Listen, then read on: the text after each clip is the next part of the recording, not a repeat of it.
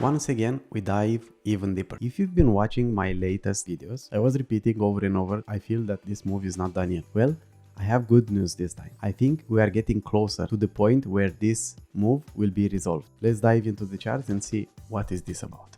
Where are we right now? So just looking at this level where we are finding right now, in a way, we are in the middle of nowhere between these two lines, the 55 EMA and the 99 EMAs. But there is something important to know. These two lines, or these three lines right here, the 10 EMA, 21 EMA, and the 55 or 50 EMA, these are important EMAs. And at the same time, in the same category is this one, the 200 EMA. So 10, 21, 50 or 55, and 200. These are the most important EMAs in crypto trading, or maybe in trading in general. I don't know, because I trade only crypto. I did not trade anything else so far. So meanwhile, this one right here, the 99 or 100 EMA, it's of less importance. So if this will be used as support, this might not hold the same value as the other ones. Like I said, like in our case, the two others we have candles between is the 55 and 200, right? We're still pretty far away from the 55 EMA, and I don't necessarily need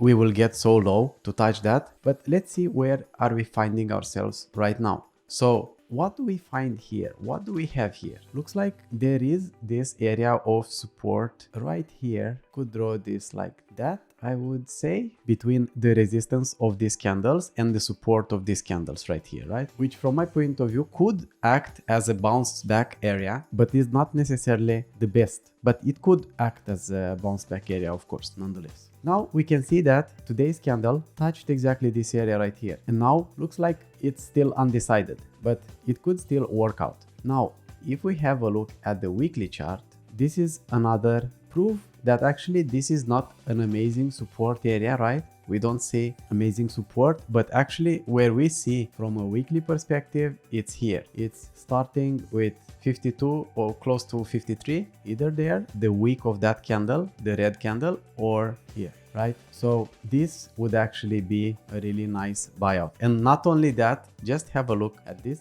Do you see? What do we know? We have the 21 weekly EMA exactly here in this box, right? So that would be an important area of rebounding. But at the same time, so looks like Bitcoin could still go a bit down, right? Because this area doesn't look amazing, but it could still work as support. Let's do one more thing, and if we do Fibonacci retracement, we can see actually that we get something else closer to this level right here, and this 0.5 level of the Fibonacci retracement tool, which is actually still a very good area to bounce back from. If it's bouncing back from here, then this is very bullish, the 0.38, and 0.5, it's still very good if it bounces back. Maybe we don't get there. Now, let's have a look at the shorter time frames. We can also see that actually VPVR shows us that actually it is some action area around here, between 54 and 55k. Now, when we look at the 4-hour charts, we see a bleeding collection of red candles. But looks like maybe we see some positive signs. Let's have a look at 2 hours, getting closer to the 10 EMA. Yeah, the 1 hour. We see that it got constantly rejected by this EMA. So just taking trades on this pullback, take a trade here, a short, sell here. After that, take another short until you see something happening here in that case as well. It could still work. You could make some percentages if you use leverage, of course. This is when the things are going down. It's a nice way to take some shorts and make some short profits. No financial advice, by the way, as you know already. All right. So do we see anything else? Let's have a look at the oscillators. Looks like the MACD is pretty down right now. And now the first bar that it's showing that a loss of momentum going down right here. Let's see in the 2 hours chart. Yeah, we can see actually is the second one and shorter, which is good. So it might curve back up and go upwards. And here we see actually 3 candles, which is a good sign. So looks like it wants to rebound, right? Let's have a look at the RSI. The RSI, we see it's trying to pierce through the EMA, but it doesn't manage to climb above it. Maybe now it will do something like this on the 4-hour chart. Yeah, just rejections. Rejection here, and now it's attempting to go back again. Maybe this time we'll climb above it. Okay, now let's have a look at another oscillator or indicator. Here we are on the weekly, so let's go back to the daily. Let's just do some lines. We see this area right here and here, where we see some lows, right? Like here, here, here, here. You see these lows. So this indicator is showing us that we are actually pretty low. And usually when Bitcoin gets so low here, it gets back up. Here we can see that here is the May month, the May crash, right? With the blue lines. And here we got the deepest, the lowest price of Bitcoin. No, actually here. Yeah, because we have this week. Yeah, I think it's here. Yeah, on this point. So yeah, here it was a huge dump, right? The huge dump in May, and now we are here. And we were here, and now we are finding ourselves here. Let's have a look what happened here, for example, in September, 21 of September. Yeah, we had this higher low we did after rebounding, right? So maybe we will just put a higher low like this. So this is actually something pretty bullish for me. This does not mean that it could not still go even lower. Like I showed you that actually here it's an amazing support area. So it could actually go here at 52K. That's perfect reasonable on the daily chart and weekly. We see that on the weekly it touches the 21 EMA, right? So that could be still be done, of course. Now let's have a look at something else. And of course it's Ethereum. And what do we see right here? Let me quickly go back to Bitcoin. We see that this candle, the weekly candle, it's actually much lower under the 10 EMA on the weekly chart, right? And what is happening here? What do we see here, guys? Let me give you one more chance.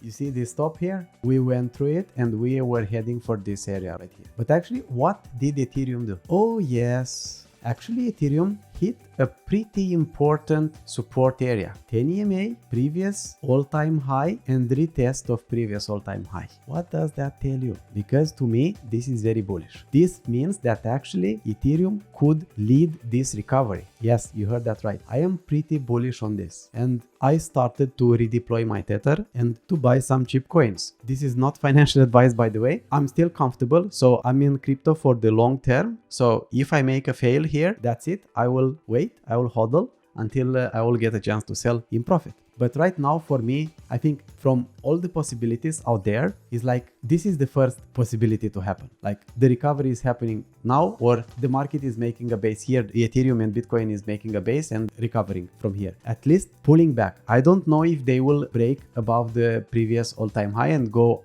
upper, but I know they are bouncing back. These days, we are going to see this at the latest, maybe next week. Of course, Ethereum could also drop even lower and come to touch the 21 EMA. But it looks like so far, the 10 EMA worked pretty well. So we might see our bounce back from here. Now, let's have a look at the same indicator on the daily chart and see where are we. Okay, we are pretty low, but still not the lowest. We see here was the lowest point, which was actually very close to these ones right here in this area. So Ethereum actually could find some support here, or if it goes even deeper, we know that that is the bottom for sure. But I like this move a lot. Like I said, for me, I think this is the most probable thing to happen. And the second one is for Bitcoin to go and touch the 21 EMA, the weekly 21 EMA.